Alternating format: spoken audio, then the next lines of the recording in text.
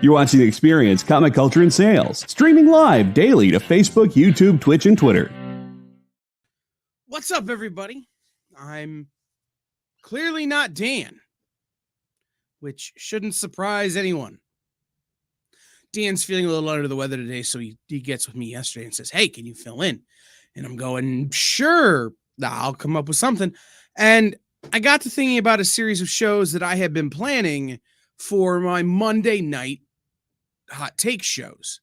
And I thought, gee, why don't I launch them tomorrow on Dan's show? So this is that. It's called How to Be a Better Collector. And the idea is that the more you know as a comic book collector, the more accurately, the more effectively you can collect comics. And so I want to start with talking about sort of the current situation surrounding comic collecting and how you can be better at it and help your store, help your local comic shop. And so the tenets of collecting have changed a lot in recent years.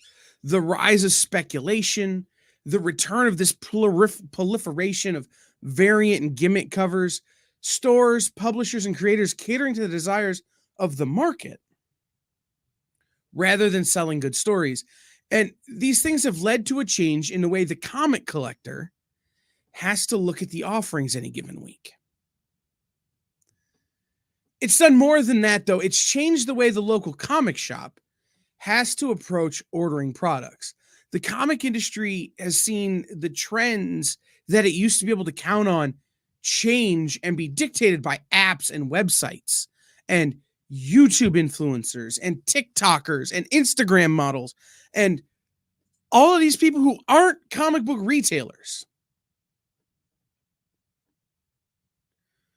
rather than by the quality of the comics, rather than by whether or not the story is good, whether or not the art is good, whether or not the creator is good. You pair that with this instability caused by You pair that with the instability caused by the rapidly changing financial situation of the world, right? You have rising inflation, rent and mortgage hikes.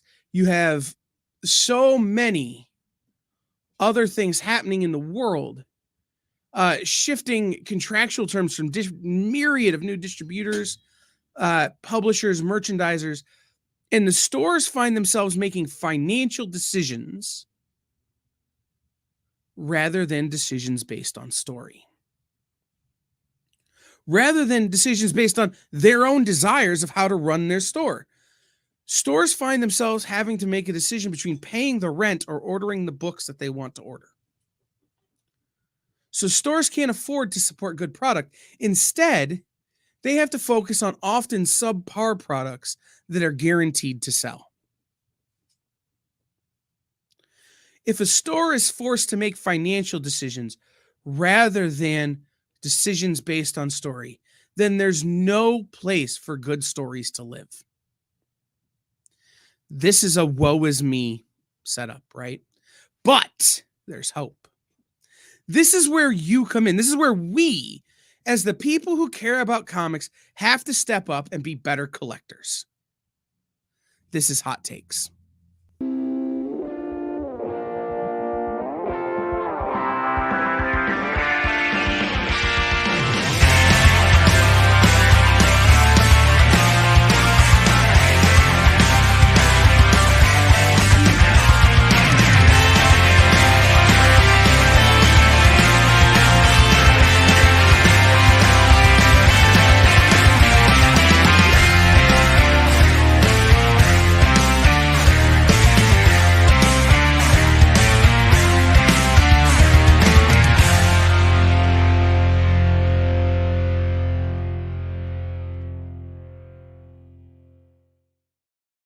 What's up, the internet? How's it going? I am producer Kyle. Thank you for tuning in to this Hot Takes special.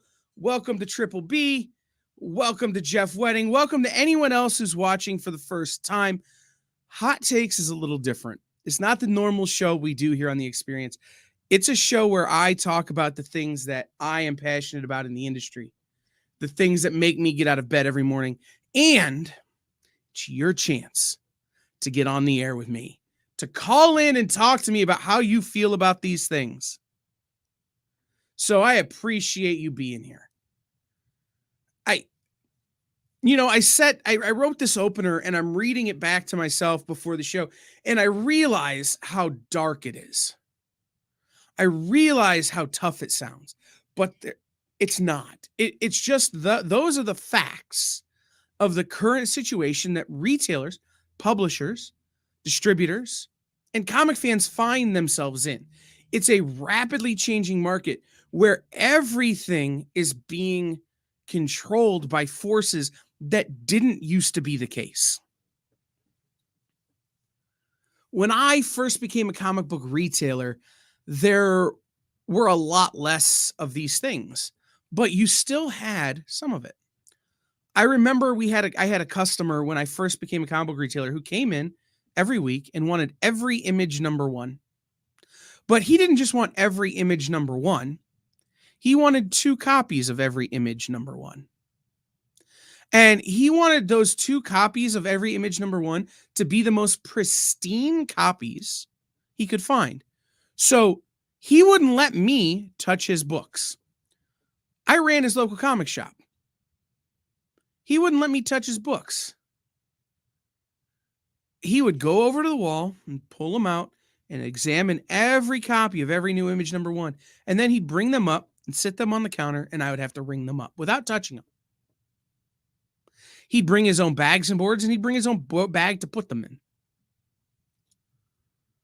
That guy was looking for the next Walking Dead #1. That's what he was doing. He was speculating on image #1s. And that has always existed to some extent. I mean, really since the 90s, that's been a thing. But it's become more and more proliferated. More and more, it's the backbone. It's the thing that's driving the industry. And we're going to talk about that, but we're also going to talk about some of the things you may not know about. Everybody who's in the comic book world, everybody who knows comic books knows about that. And I don't think it's necessarily the worst thing to be somebody who's like, you know what? I'm going to go pick up that book because I think that book is going to be something someday. I mean, you're talking to a guy who buys a lot of Ninja Turtles books. I know what I'm doing. I know when I buy an ASM 300 what I'm doing. Right? There's nothing wrong with being that guy who goes out and buys something because you think it's going to be worth something. But if you understand what you're doing and you understand the situation that you're putting your local comic shop in, you can do it in such a way to make the whole industry stronger. So let's start with some facts about the comic book industry, shall we? This week, according to the website leagueofcomicgeeks.com, there are 95 new comic titles out. 95. Now, if your local comic shop carries 2/3 of them, you're looking at what, 80 titles or so a week that your comic shop has to order and stock. And then they have to order enough copies of each book to fulfill all of their customers. People who walk in off the street, people who come in and have pull lists or subscriptions, all of these things. So your comic shop has this enormous amount of data in terms of how many new products there are, and this enormous amount of data in terms of this is what my customers want. And they have to compare that data, put it all together, and place their order. It used to be easy. When I first started as a comic retailer, there was one distributor. It was Diamond. Now there's at least 6, maybe more. But see, it wasn't always there was just Diamond. Back in the 90s, there were a bunch of distributors. There was Capital, there was Emerald City, there was Diamond, there was several others where you, as a local comic shop, could go to the distributor and say, these are kind of what I order. What are my terms? What are my rates? How much am I going to pay? And your distributor would give you a number, and then you would decide who to order books from, or you would order from the distributor that was closest to you. And then the things like exclusivity became a thing. Diamond signed exclusive contracts with publishers so that they could be the only distributor sending out those comics. And companies like Capital wound up going under, leading to this unofficial, official monopoly that was Diamond Comics. Now, Diamond Comics is not a real monopoly in the sense of they are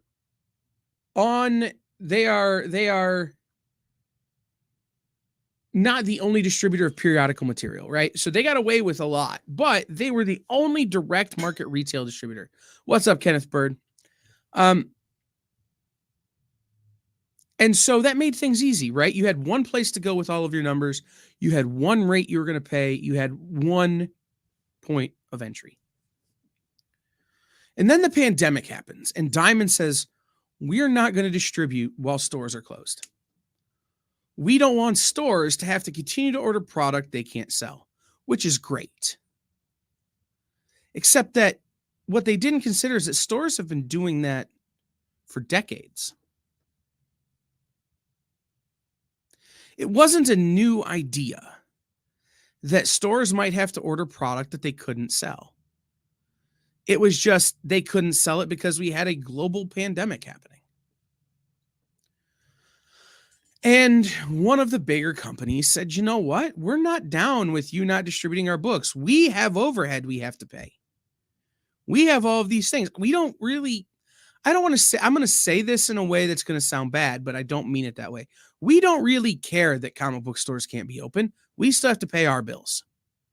So we need distribution. So they went and they partnered with some other people and launched 2 new distributors. And that started this cascading effect.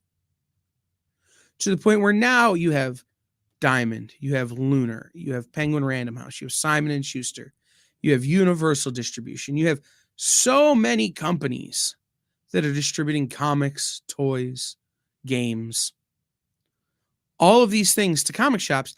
And comic shops are having to decide now, okay, I need to carry these books. Okay, where do I buy them? And who gives me the best rate? And can I buy them all from one place? Or do I have to buy them from 5 different distributors? And when do those books come in? And what does all of that look like? And what are my terms from those distributors? Terms are important because terms tell you what your bottom line is. An average comic costs $4.99 or so, which means your local comic shop is paying roughly $2.50. We did this on my show a couple weeks ago. $2.50. Then they're having to pay staff or themselves to sort the comics, pull the pull lists, put the comics out on the shelves. They're having to pay electric, gas, rent, having to pay for water, having to pay for all of the utilities of the store, plus anything else that goes that a store may have unique to itself that it needs to operate. For instance, my store, we did a deal where we had drinks and sodas and stuff. So I had to pay extra electrical to pay for coolers. That's something that's on me, but that all factors into my bottom line. So if I know what my terms are from my distributor, now I know exactly how much I'm paying for my comics. I know exactly how much I'm making at the end of the day. What's up, Backwoods Collector? And at the end of the day, on a $5 comic, I was making about 25 cents. It's not a lot. And by the way, that 25 cents was before the credit card processing fees. Was before I had to pay any of the hidden costs that goes into running a business, like credit card processing or RMS management or any of that kind of stuff. So why am I telling you about this when I'm talking about speculation, when I'm talking about how to be a better collector? Because if you don't know the stuff that your comic shop has to think about when it places its orders, you don't know whether or not a book is going to be there. You don't know whether or not your comic shop can afford to just take a chance on ordering that book you want to read.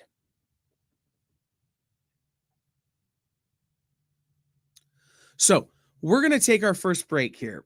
It's only an hour show. We're going to take our first break right now.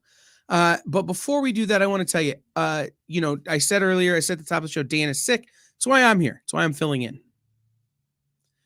He obviously won't be on the next show, which is in stores this week with Jay and I. We have two guests. If you've ever watched Nerd News Now, Mark Blair from Nerd News Now will be joining us, as well as, excuse me, my business partner, a person who has been on the air with me more than any other human. My business partner, Amanda, will be joining us to talk about new books. Following them will be Minute to Skim It. Guys, Minute to Skim It was the very first show we ever put on the Experience. It's a great show with a great way that gives you a look at what books you should be looking for when you go into your comic shop. Now, I'm about to tell you how to be a better comic book shopper, how to be a better comic book collector. Minute to Skim It is an invaluable tool for that. So that's tonight at 7. I want you to stay tuned for that tonight, okay? So we'll be right back after this words from Comic Shop Locator and a few others, and we're going to dig into this how to be a better collector. Now that we've established our terms, how do we be a better collector? We'll be right back. Did you know that every Experience show, including some exclusive content, streams on Twitch? Check it out, twitch.tv/the_EXP. Or just scan that QR code.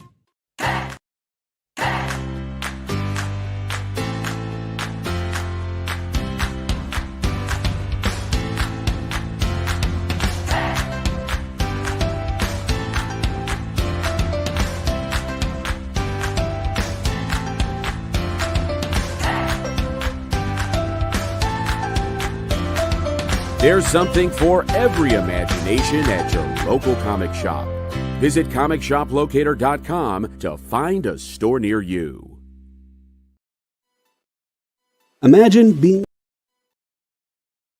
at a convention and going to an interview panel that's just for you. No bustling crowds, no hours-long lines, just you, the moderator, and your favorite comic book creators. Well, this is pretty much that.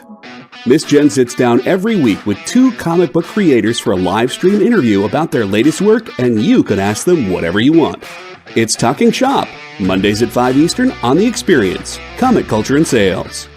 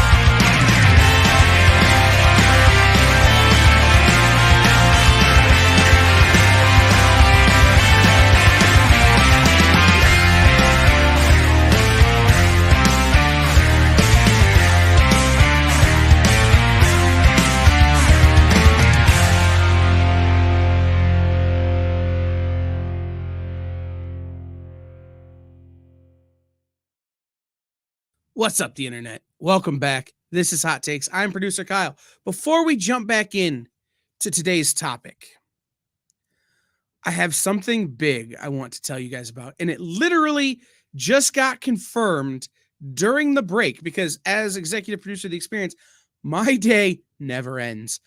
Monday, 5 o'clock, here on The Experience, Talking Shop with Miss Jen. Jim Starlin will be on the air talking about his new book that's coming out from Dark Horse Comics. So, confirmed, Jim Starlin.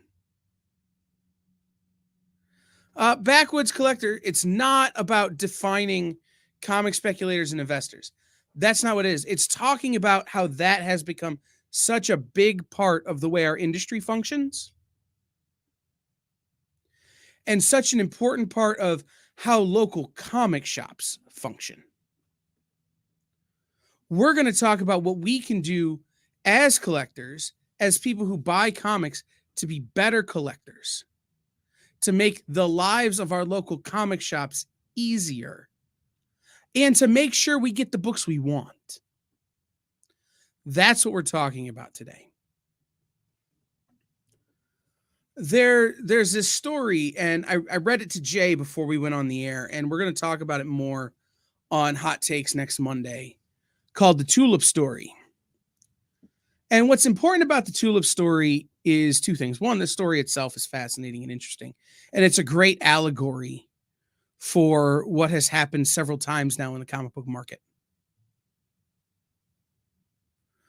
But what's more interesting is the time in which it was told. Neil Gaiman, who I think we can all agree is one of the greatest writers of our generation, gave a speech in the 1993 Diamond Comics Retailer Summit, where he told the Tulip Story. And the Tulip Story is about investing in the right things. Really, at its core, the story is about investing in the right things. It's about how if you're going to speculate, don't tilt at windmills. Don't speculate on things because everyone else is. Speculate on things that you think are good. Speculate on things that even if they wind up being worth nothing someday, you'll still be happy to own. We say that a lot here on The Experience, especially on the art show and on the comic collectible show. These things where we're talking about higher dollar product. The things where we're talking about product that is a bigger initial investment. When we talk about things that the value goes up and down more rapidly than, say, traditional floppy comics, right? If you're going to speculate, and again, I don't think there's anything wrong with speculation necessarily.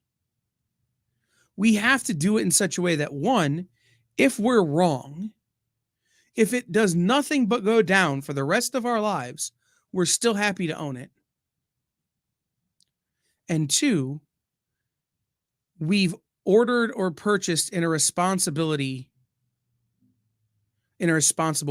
Exactly. Backwoods Collector, I'm the same way. We were talking about this. I talked about this at the top of the show. I buy a lot of Ninja Turtles books.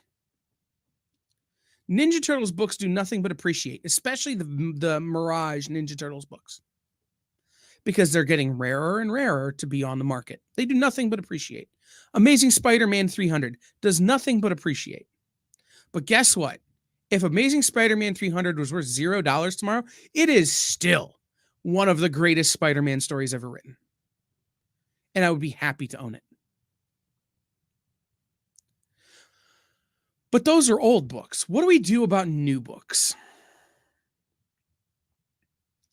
There's a way to be responsible when we're speculating, when we're investing, when we're spending money in comics. It's buying things we like, yes, but it's letting our retail partners, letting our local comic shops know, hey, this is a thing that I want to buy. And so I want today to talk to you about pre-orders, which is a super sexy topic. I get it. But before we dive in, I want to tell you guys, this is your chance to call in. You can call my show. You can be on the air.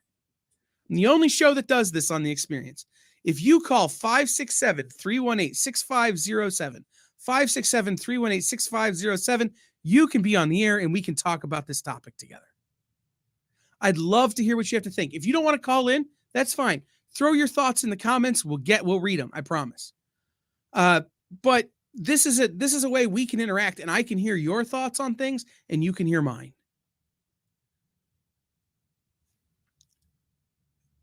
there are things that I don't think we know, and we've kind of talked about those, right? Like you don't know what your retailer is paying every time you swipe your credit card. So if you're making a big purchase, maybe paying cash, right? If you're wanting a specific variant, make it so your retailer doesn't have to take a risk on that variant. These are things we're going to talk about during this series of being a better collector. And I should tell you all that this comes out of a place of me looking at my own buying habits over the last 2 months and saying, oh my God, I've not been a good customer to my local comic shop. I oftentimes am putting my local comic shop in a tough position because I want the things I want. And how can I not do that anymore? Because my local comic shop can't afford to be in a tough position. So there are some acronyms in the comic book industry that I want to go over with you real quick. The first one is initial orders. I used to call it the IOC, but that's not exactly what they call it anymore because of the number of different distributors. So initial orders are the time when your retailer goes in and says, all right, here are all the Batmans that are coming out this month. I sell 25 copies of Batman every month to pull list customers, and I sell another 6 off the rack. So I need to order 31 copies of Batman, at least. And they put in 31 on the computer. And then they go to the next one and say, I need to put in this many, and I need to put in, and so on and so forth. So they start to establish their numbers. They start to know about what every week's comic shipment is going to cost them. So they can start to say, oh, okay, that week is going to be particularly high. So maybe that week I don't order new Pokemon, or I don't order big expensive statues, or in the case of others, that week I'm eating top ramen instead of buying pizzas, right? That your retailer is able to, at that point, start planning out their budget, making sure they've got enough money set aside to pay their rent and their utilities and everything else at initial orders. And initial orders happen, I don't know if you know this, 3 months before a book comes out. So book that's coming out now was initial ordered in December of last year. How much different is the world now than it was in December of last year? Kind of a lot, right? Inflation is higher. All of these things we went over earlier are different now than they were in December of last year. So your retailer had to say in December of last year, these are my numbers. I'm going to place this order. And now they're looking down the line going, oh man, how do I make this work? And that's where something called FOC comes in. FOC is final order cutoff, which is the last day your retailer can go in and say, this is my number. They can raise it from the number we talked about earlier. We just talked about if they say they need to order 31 copies of Batman at initial order, and then 5 more people subscribe, they need to order 5 more copies of Batman. So they go in and they change their numbers. If they go in at initial orders and say, oh, this new book from this small publisher looks really good, and they're coming down to final order cutoff, and they're not going to be able to make their budget, they can cancel that order. Why does that matter? Why am I telling you about this? Those are the 2 most important dates that we as comic book customers can keep in mind. It's why when you see a creator pushing their book on social media, they're always talking about the FOC date. And then they're talking about the on sale date. Because your last chance for your retailer to order that book is FOC. The last chance for your retailer to go in and tell the publisher that this book is going to be successful before it comes out is FOC. And it's the last chance that you as a buyer have to tell your comic book retailer, hey, I am guaranteeing that I will buy this product. Right? It's your last chance to tell your comic book retailer that they don't have to worry if they place that order.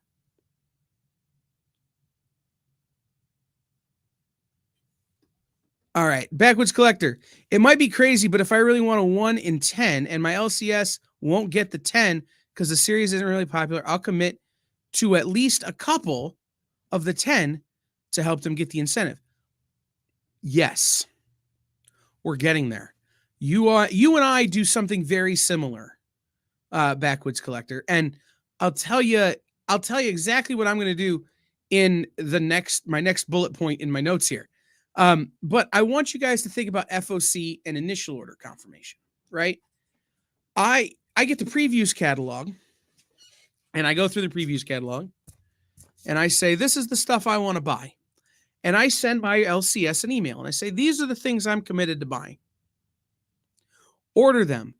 And I have a relationship with my local comic shop that if they need to bill me ahead of time, they can. I'm not saying you should sign up for that. I'm not saying you should volunteer that. I'm not even saying that your local comic shop would do that, but mine will. Because sometimes I'm buying $150 hardcovers. Hey man, I get it. You don't have an extra $150 in the bank to cover this hardcover, an extra $75 in the bank to cover this hardcover. Go ahead and bill me ahead. Just let me know, and I'm good with it. But more than that, if you can tell your retailer that you're into something, it helps them know what their sales are going to be. So all of a sudden, I know what my budget has to be, and I know what my sales are going to be. And so I know what my liability is. And liability is really the thing we're talking about here, right? We're talking about mitigating the risk to our local comic shops. The biggest thing we can do to be better comic book collectors is to be honest and upfront with what we're doing. The second thing we can do is let our comic shop know ahead of time by pre-ordering comics. So, Backwoods Collector said it. If they won't get a 1 in 10 because it doesn't sell 10 copies, commit to at least a couple of copies to get to the 10. I'll do you one better, Backwoods Collector. I'll buy 10 copies to get to 1 in 10. That's what I do. I oftentimes am looking to get 1 in 100 variants, especially on things like when they do them for TMNT The Last Ronin, right? This is a prime example. I wanted the 1 in 100 variant for TMNT The Last Ronin. So I went to my local comic shop and said, look, man, you order how many TMNT books a month? And he said, about 25. I go, great. Order 100 and I will buy the 75 plus my variant. It is no risk to my local comic shop to buy the variant I want because I'm the only one who wants it. I might not be the only one who wants it, but I'm the only one who's willing to say, look, man, I'll put my money where my mouth is. And I'm not saying that y'all should be going out there and being like, look, I'll buy 75 copies of one book. But what I've found the best thing that I can do is say to my retailer, I will take the risk off of your plate. And now my retailer is willing to take risks on other things. My local comic shop is carrying Fair Square Comics now. If you don't know Fair Square, look them up. We've had Fabrice, the publisher of Fair Square Comics, on the air here a bunch. Fair Square Comics is a super small independent company that I'm a really big fan of, and I really want them to find a market. And because I'm willing to take the risk off my local comic shop on other things, when I say to them, hey, man, I think you should carry Fair Square Comics, they're willing to take a chance on a good product because they're not taking a financial chance on another product. I'm mitigating the risk. I'm willing to step up. Now, again, I'm not saying that you should do that. I like Backwoods Collector saying, hey, you know what? You're only ordering 6 copies. I will buy a few extras so we can get to 10 so I can get the 1 in 10. That's great. And you know what I do with the extra copies that I get of these things most of the time? Give them away. They're gifts. They're I give them kids. I give them my friends. I go, "Hey, did you read this thing? This is really good. Check it out." If I'm willing to stand in front of my orders and say, "This is what I support," my local comic shop can stand in front of the things they like and say, "This is what we support." And if I tell them at initial order and at final order cutoff that, yes, I'm committed to buying this product, then they don't have to worry about sitting on that product and having that money tied up. Because this is the thing. These books that they order, they have to pay for up front. It isn't like they can order the books, then sell the books, then pay for the books. No, that ain't how that works. Your local comic shop has to pay out for every book that comes through the door before they sell them.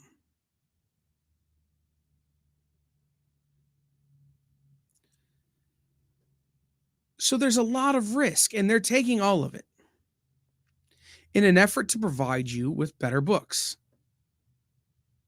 in an effort to provide you with the books you like.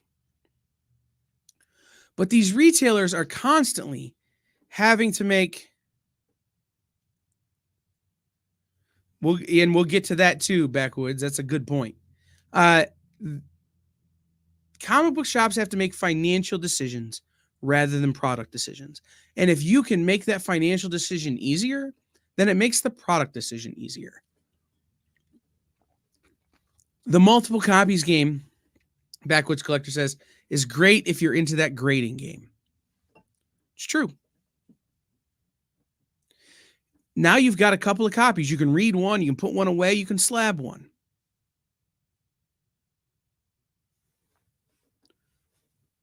Now you're covering all your bases. So now when that book does go up, you've got a raw mint copy and you've got a graded high grade copy. So you can sell them if you want. And then you can use that money to get back into buying more comics. So there's this economy situation that we have to address when we talk about being a better collector. We have to understand our local economy. And we don't have to understand it in the same way that a financial analyst or an economist would have to understand. But we have to understand things like property value and tax rate and all of these things, because those go into what your local comic shop has to contend with when placing its orders.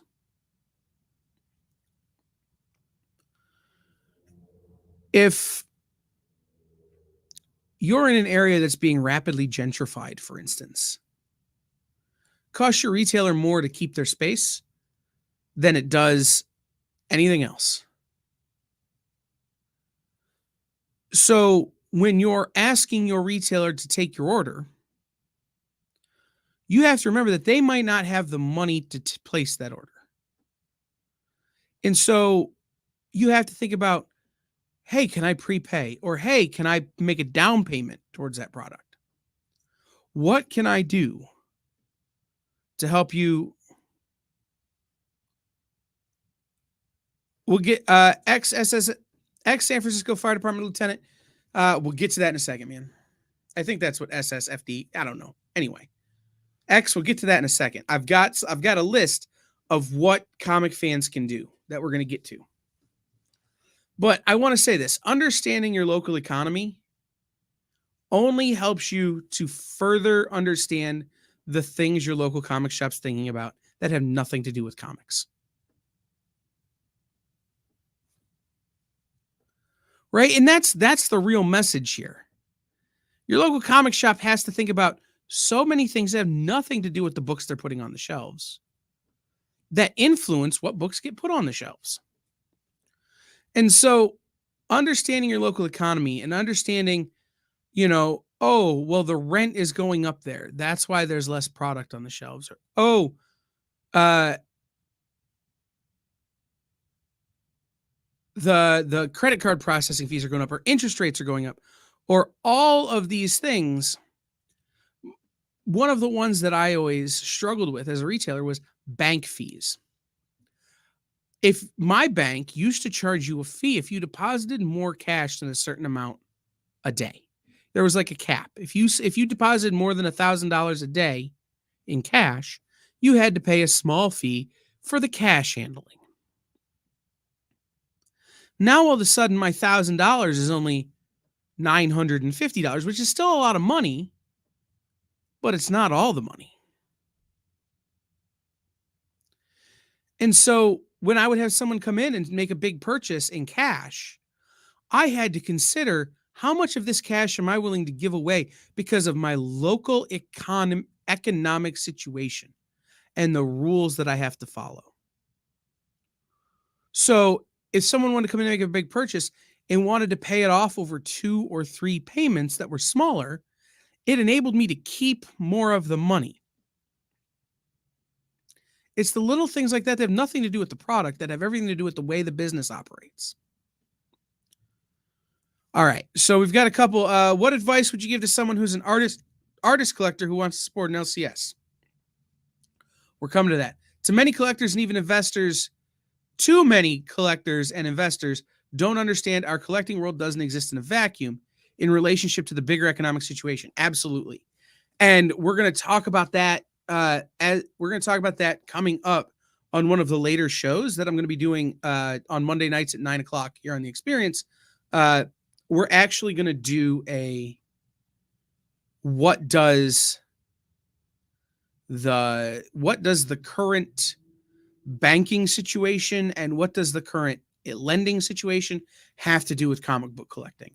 We're going to talk about that. Triple B in Salt Lake City, the comic book store is monopolized here by the Nerd Store. They own all the stores. I don't feel like giving my money to that business. And that's fair, man. But here's the thing. And maybe this is something we need to talk about on the show. And tell me if you want to hear about this, Triple B. Your local comic shop doesn't have to actually be local to you. My local comic shop's an hour away from me. I go once a month and pick up my books.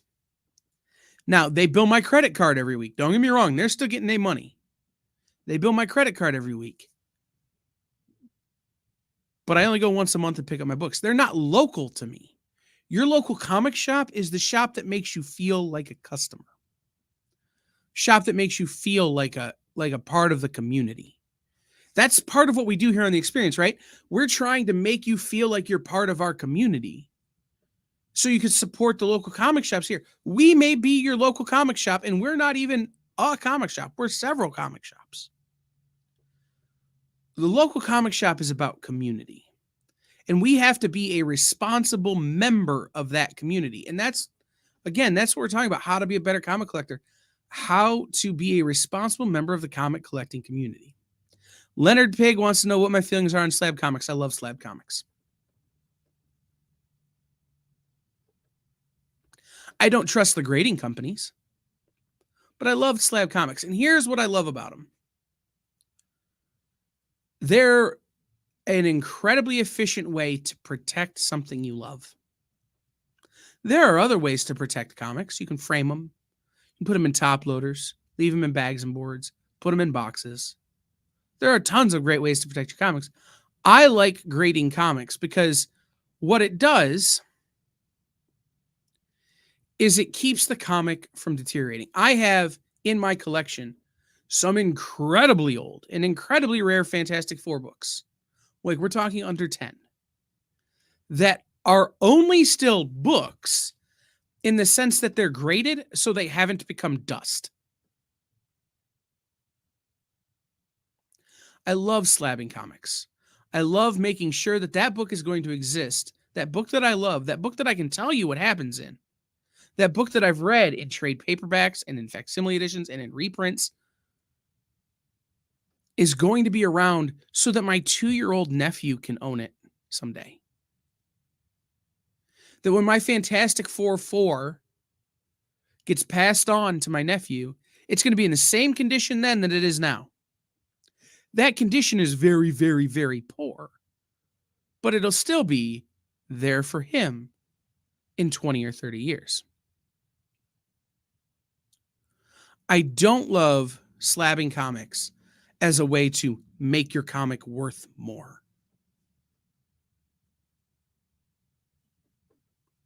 And we'll talk about that. That's another one of the shows we're going to do, right? We're going to do a show on grading comics and how sometimes grading comics is spending good money after bad, and how sometimes grading comics is spending good money after no money, and how sometimes grading comics is spending good money after good money. But I like the idea of grading comics. So when we come back, I'm going to answer X's question. I'm going to talk about what other things can we do. Me,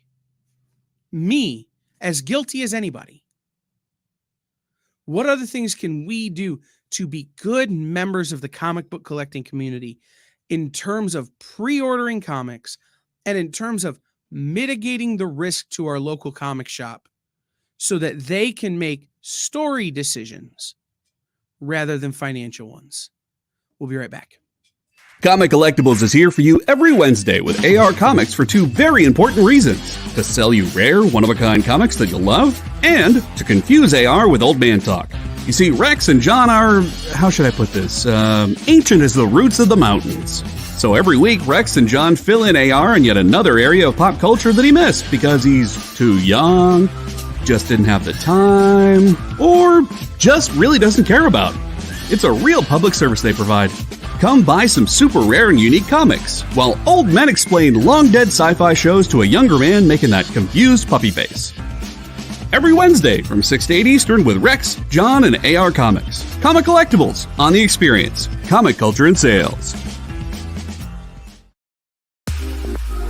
You know how when you go to Comic-Con, after Comic-Con, you go to the hotel bar, and there's a whole bunch of people playing music and dancing, and you've got Pikachu and Lara Croft Tomb Raider doing the cha-cha slide just down from Deadpool and Batman and Wonder Woman? That's every Saturday night over on the Experience Twitch channel. Join Taji Beats for the EXP Dance Party, exclusively on Twitch, twitch.tv/the_EXP.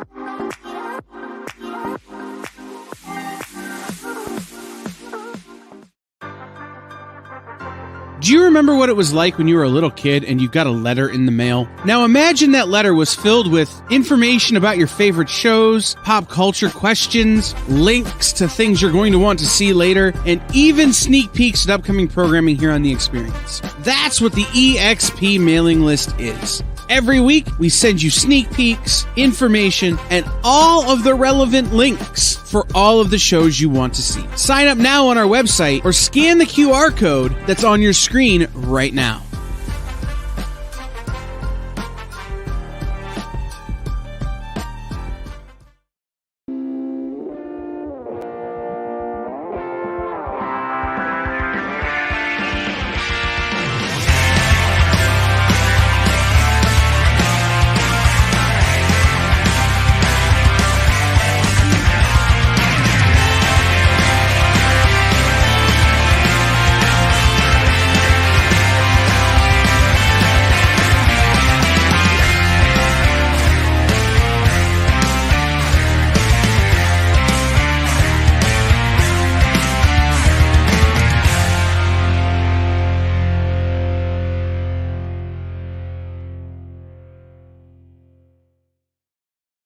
What's up, everybody? Welcome back. This is Hot Takes, filling in for Dan Wickline on the Dan Wickline Show. Last call for phone calls, 567-318-6507, 567-318-6507.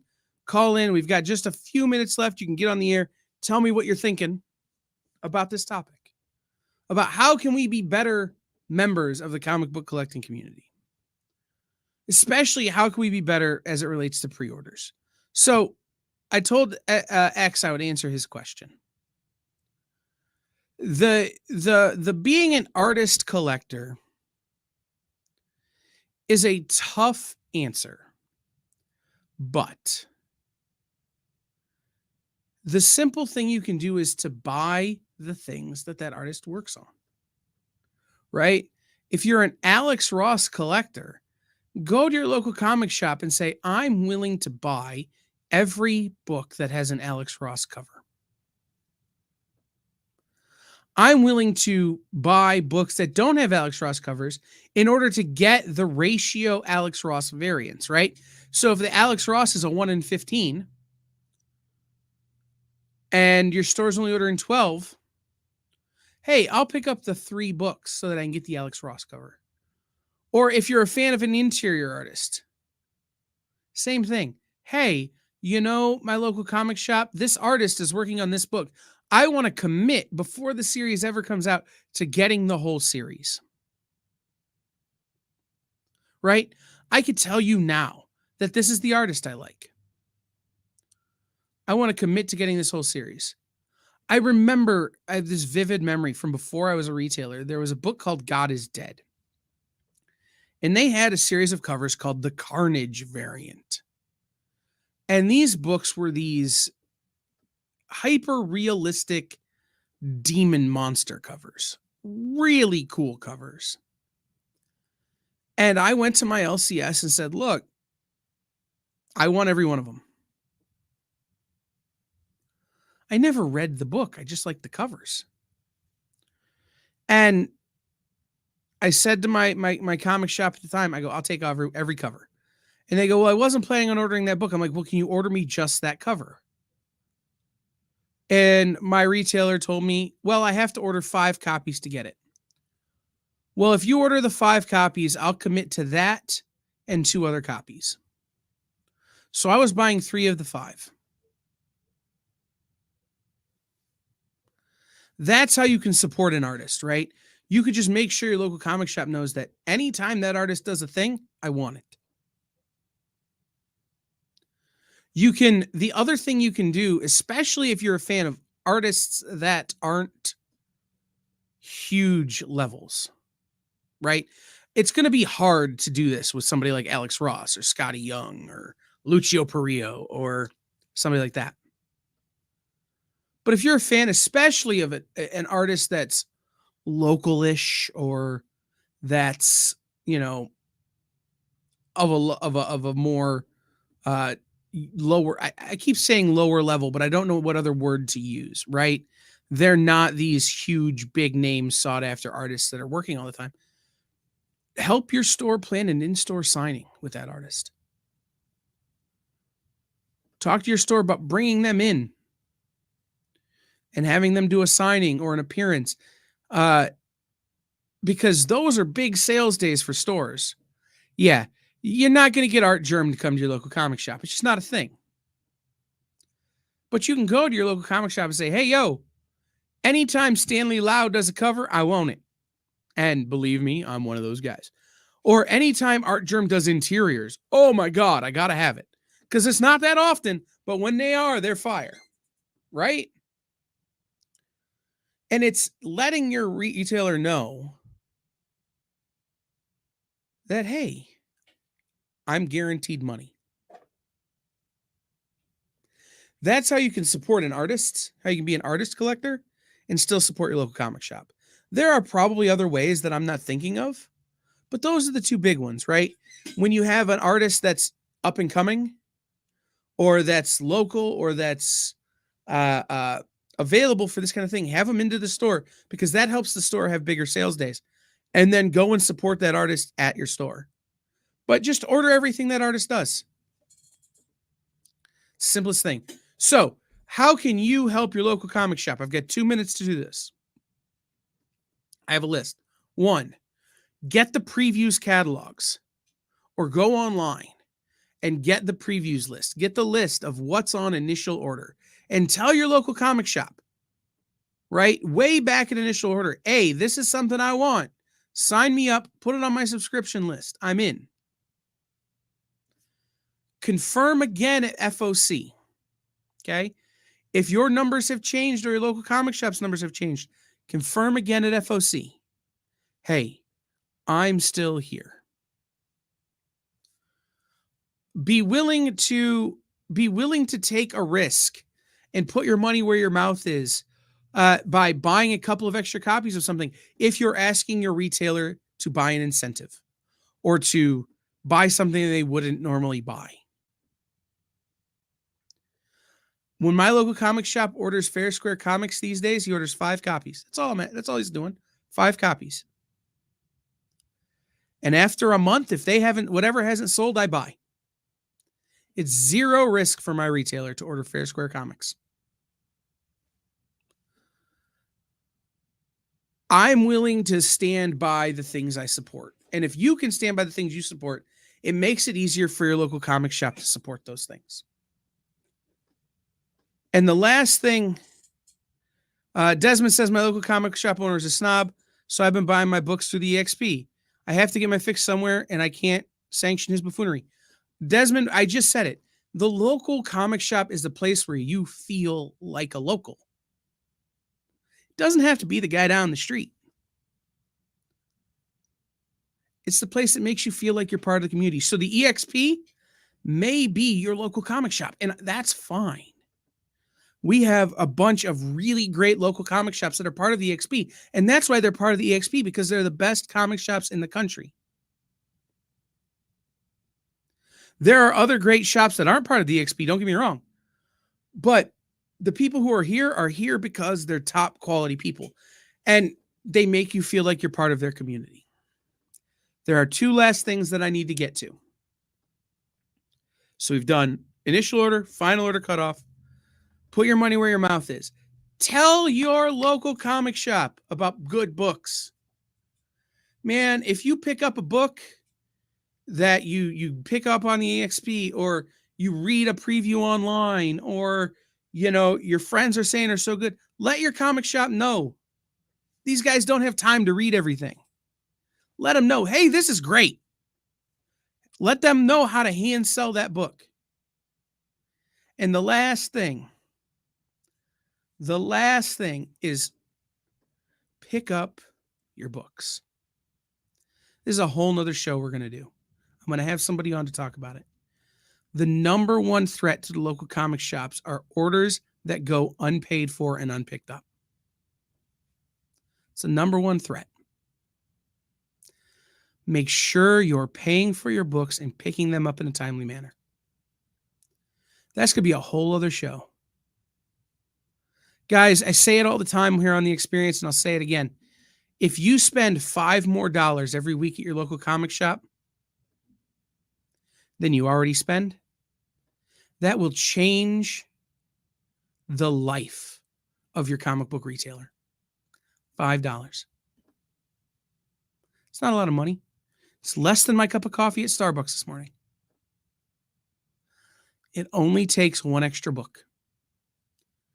And if you can tell your local comic shop what's good, and they can sell 5 good books to 5 more people, it changes their whole world. So go into your local comic shop, be a good collector, put your money where your mouth is, and buy more comics. We'll see everybody in like 30 seconds for In Stores This Week with me, Jay, Amanda, Sean, Mark. It's going to be a whole party without Dan. We'll see you then.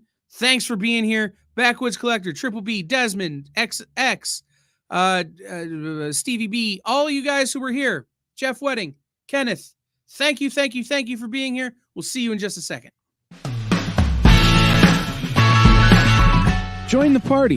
Head over to our Linktree to find all the links for everywhere The Experience is all the time.